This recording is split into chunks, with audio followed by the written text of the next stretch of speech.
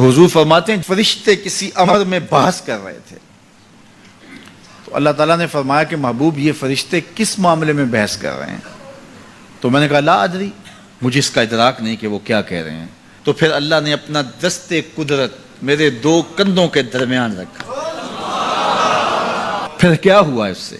اللہ کا دست قدرت کہہ رہے ہیں، باقی کوئی لفظ ہی نہیں ہمارے پاس۔ اس نے دست قدرت والا ہاتھ میرے دو کندھوں کے درمیان رکھا۔ یہ کون کہہ رہے ہیں؟ میرے حضور کہہ رہے ہیں۔ میرے رب نے دست قدرت میرے دو کندھوں کے درمیان رکھا۔ پھر ہوا کیا؟ سن لو اگلے لفظ۔ دست قدرت یہاں آیا، ٹھنڈ سینے میں پڑ گئی۔ فَعَلِمْتُ مَا فِي السَّمَاوَاتِ وَالْأَرْضِ، زمین اور آسمان میں جو کچھ تھا اللہ نے سب کا علم مجھے عطا کیا۔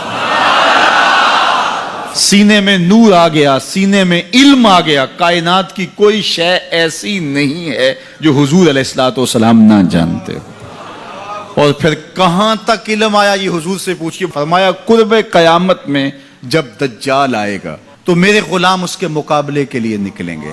دجال کب آئے گا اللہ جانتا ہے۔ 1400 سال اس بات کو بتائے ہوئے ہو گئے۔ کہا قرب قیامت میں دجال آئے گا، میرے غلام اس کے مقابلے میں نکلیں گے۔ انی لعارف اسماءہم، میں اپنے ان غلاموں کے ناموں کو جانتا ہوں۔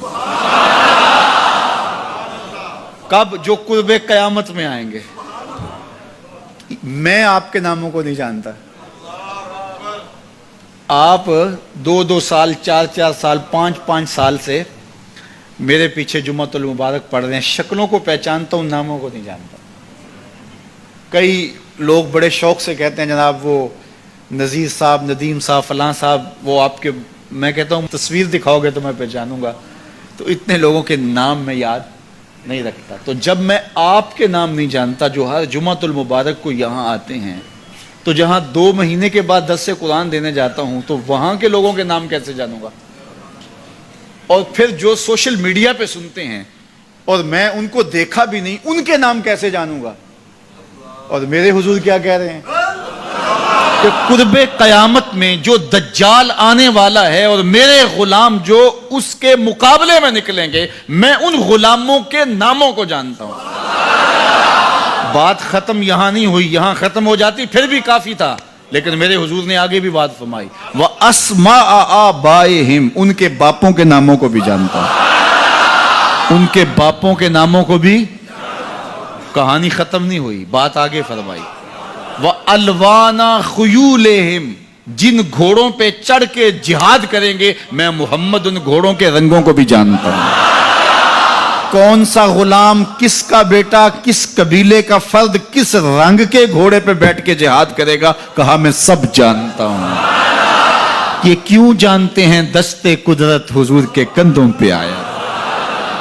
وہ کہتا ہے الرحمن علم القرآن، یہ تلمیذ رحمان ہے، میں نے پڑھایا ہے۔